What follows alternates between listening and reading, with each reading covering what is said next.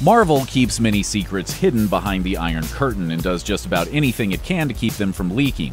Duping actors with fake scripts so they don't know what's true and what's completely made up? Been there, done that. Filming multiple different endings to obscure the real conclusion? Yep, Marvel filmmakers have done that too. These tactics may have worked to stop actors from spilling the beans, but they apparently weren't aggressive enough to prevent others from sharing sensitive information about Marvel's projects. And speaking of sensitive information, spoilers ahead. It appears that a good portion of Marvel's plans post-Avengers Endgame have leaked on Twitter, both for Phase 4 of the films in the Marvel Cinematic Universe and for a number of television shows coming to the Disney Plus streaming service. And not just a few days ago or a week ahead of Avengers Endgame launching in theaters, these purported leaks hit the web back in December 2018. The details come from a semi-anonymous Twitter user who goes by the name of Roger Wardell, who began sharing what he described as leaks for Avengers Endgame at the end of last year. At the time, Wardell's tweets gained virtually no traction, given that his profile offers virtually no identifying information other than his name, which could be fake, and because there was no way to confirm his tweets as factual. Looking at them now, in retrospect though, the things he said about Endgame turned out to be completely on the money. Like, scarily accurate. Oh, I'm getting chills.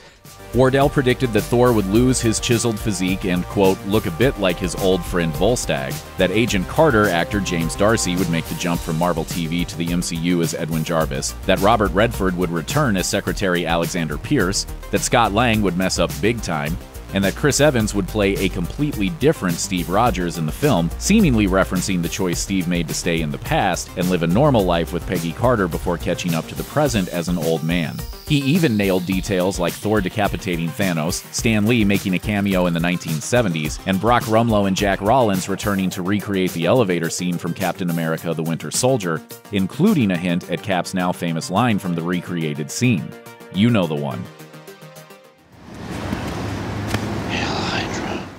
By all accounts, Wardell was almost totally right about what went down in Avengers Endgame. This makes it far easier to believe what he tweeted about Marvel's future is just as precise. Wardell claimed in one tweet, while Kevin Feige has talked about films based on Power Pack and Ms. Marvel, it's also being heavily discussed to have these as multiple season-long shows on the Disney service. Disney Plus is the forthcoming streaming service home to a number of Marvel superhero series including Loki, WandaVision, and Falcon and Winter Soldier.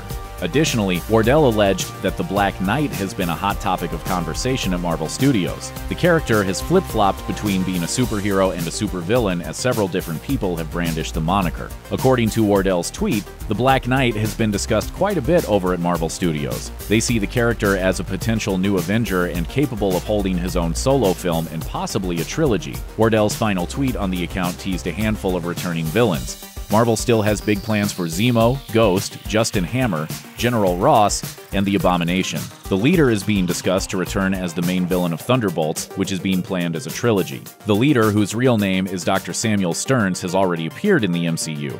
Tim Blake Nelson portrayed Stearns in 2008's The Incredible Hulk. In that flick, Stearns transformed Emil Blonsky into the Abomination using Super Soldier Serum and some of Bruce Banner's blood.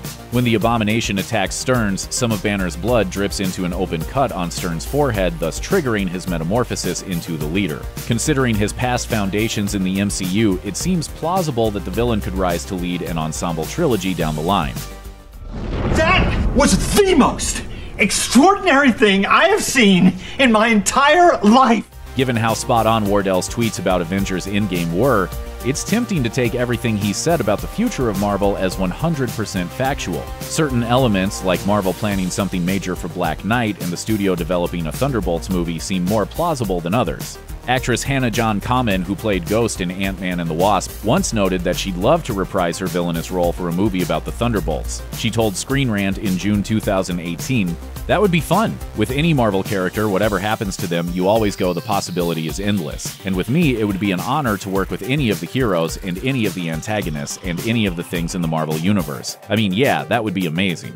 Years before that, Guardians of the Galaxy director James Gunn shared that he told Kevin Feige he really wanted to make a Thunderbolts movie. Maybe after Guardians of the Galaxy Volume 3 gets out in theaters, Gunn will take on Thunderbolts as his next feature. Regarding the possibility of a Black Knight movie, MCU Cosmic founder and editor-in-chief Jeremy Conrad relayed in December 2018, not long after Wardell shared his tweets, that Marvel knows what it wants to do with the character.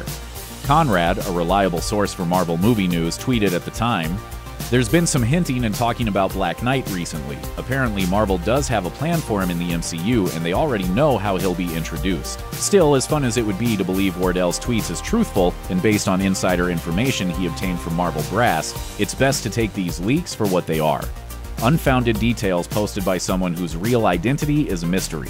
Feige already confirmed that Marvel will announce the first few years of its 5-year post-Endgame plan sometime after the release of Spider-Man Far From Home this July, so fans won't have too much longer to wait to find out the real truth about the studio's future. Check out one of our newest videos right here. Plus, even more Looper videos about the MCU are coming soon. Subscribe to our YouTube channel and hit the bell so you don't miss a single one.